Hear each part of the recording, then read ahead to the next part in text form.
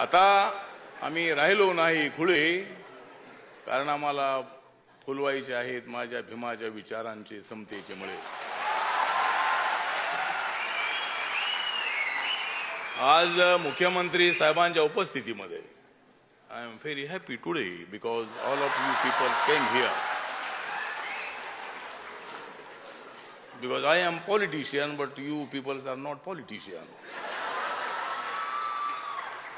I came here to offer. You take VRS and you come and join my party.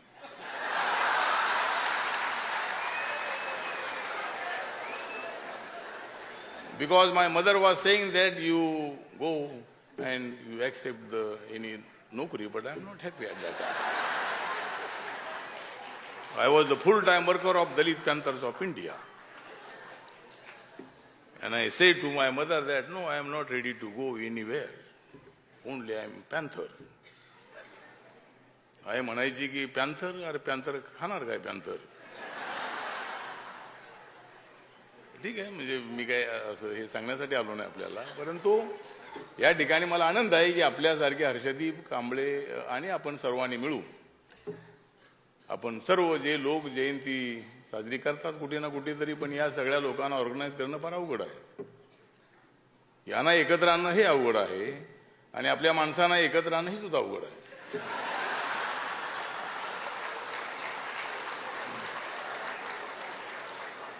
आपल्या माणसांना कधी कुठं जातील काय सांगता येत नाही.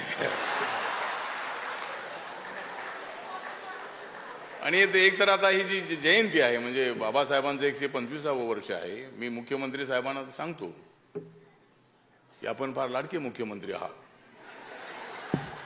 नरेंद्र मोदी हे सुद्धा लाडके आहेत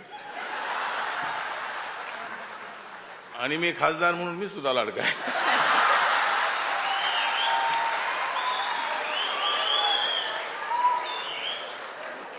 ठीक आहे, म्हणजे आरोप प्रत्यारोप होत असतात, एकमेकाच्या आरोपामध्ये आरोप करत असतात. खरा आरोप जेवढे आरोप करायचे तेवढे करा, आम्ही आहोत.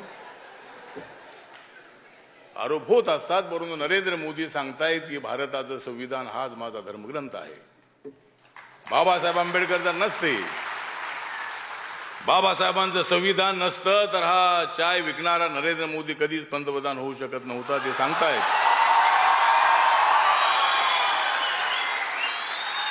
आणि काही लोक आरोप करतायत की हे भाजपचं सरकार हे संविधान बदलेल. अजिबात संविधान बदलणार नाही. जे संविधान बदलली त्यांना मी बदलून टाकल्याशिवाय राहणार नाही.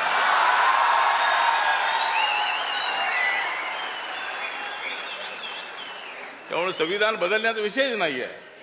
भाजपची भूमिका वेगळी असू शकेल, वैचारिक भूमिका वेगळी असू शकेल, नरेंद्र मोदींच्या सरकारची भूमिका, देवेंद्र फडणवीस यांच्या सरकारची भूमिका ही संविधानाचीच भूमिका असली पाहिजे, ती आहे. वाजवा टाळ्या वाजवा.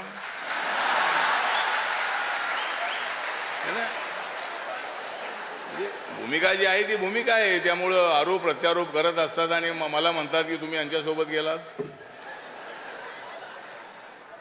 अरे राजकारणामध्ये कधी निर्णय घ्यायचा, कोणता निर्णय घ्यायचा या पट्ट्याला विचारा. आणि मी जो निर्णय घेतो तो निर्णय समाजाला विचारून घेतो, सगळ्या अधिकाऱ्यांशी बोलतो आतून. काय केलं पाहिजे, म्हणजे कुणाला पाठिंबा दिला पाहिजे. 90च्या वेळेला मी सगळ्या अधिकाऱ्यांना बोललो, साहित्यिकांना बोललो, कार्यकर्त्यांना बोललो, लोकांना बोललो काय करायचं. ते म्हणाले काँग्रेससोबत जायला पाहिजे. ठीक आहे, चला मग. आता मी विचारलं की आता काय करायचं, भाजप शिवसेनेसोबत जायचं का. चला चला, तर मी बोलतो चला. आणि मुख्यमंत्री साहेबांनी मान्य केलेलं आहे की ज्यांच्या बाजूला मी जातो, मी म्हणजे माझा समाज, आणि समाज जिकडे जातो तिकडे मी जातो, समाज जिकडे जात नाही तिकडे मी जात नाही. त्यामुळे मी जिकडे जातो तिकडे समाज जातो आणि समाज जिकडे जातो तिकडे मी जातो. त्यामुळं आमचा ज्यांना पाठिंबा असतो ते सत्तेवर येतात. तुमच्या बाजूला आम्ही आलो, आज आम्ही तुमच्या सोबत आहोत म्हणून तुम्ही सत्तेवर आहात. जर उद्या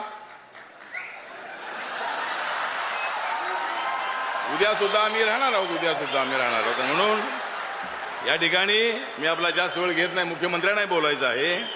त्यामुळं मी एवढं सांगतो की हे वर्ष म्हणजे इंटरकास्ट मॅरेज मी आता माझी भारत भीम यात्रा सगळ्या देशात फिरत आहे आणि तिथं सोडून मी इथं आलोय.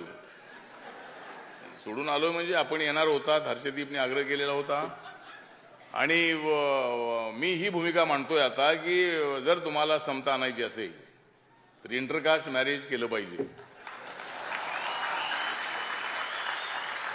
आता मी इंटरकास्ट मॅरेज केलेलं आहे आणि यांनी इंटर कंट्री मॅरेज केलेलं आहे हर्षदीप कांबळे यांनी.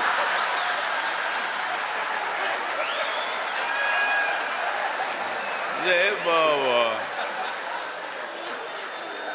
हर्षदीप कांबळे यांची मिसेस थायलंडची आहे आणि माझी मिसेस बनारसची आहे. माझी बायको ब्राह्मण समाजाची आहे. ब्राह्मण समाजाची म्हणजे फडणवीस आहे तुमच्या समाजाची.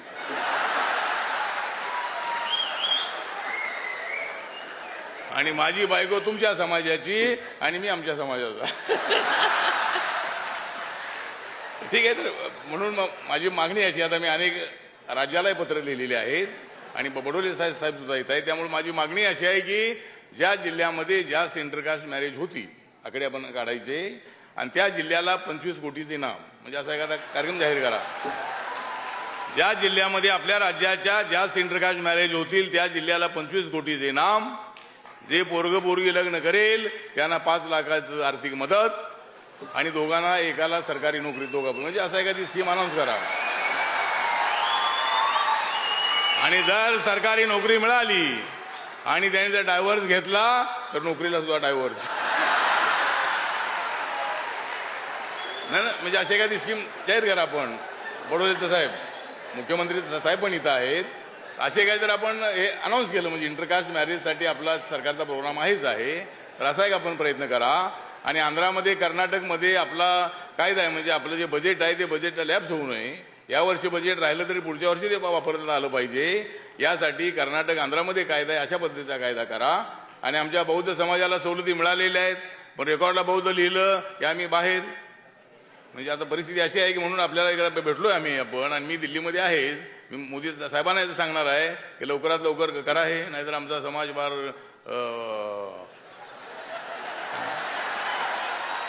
म्हणजे लवकरात लवकर करा. बौद्ध समाज जर आमचा छोटा असला तरी कुणाला सत्तेवर आणायचं हे करण्याचं ठरवण्याचं तेवढं आमची ताकद आहे. आणि म्हणून या ठिकाणी मी जास्त वेळ घेत नाही. मुख्यमंत्री साहेबांना बोलायचं आहे. And our Brown came from America, he is very great man. And you are Brown but we are not down.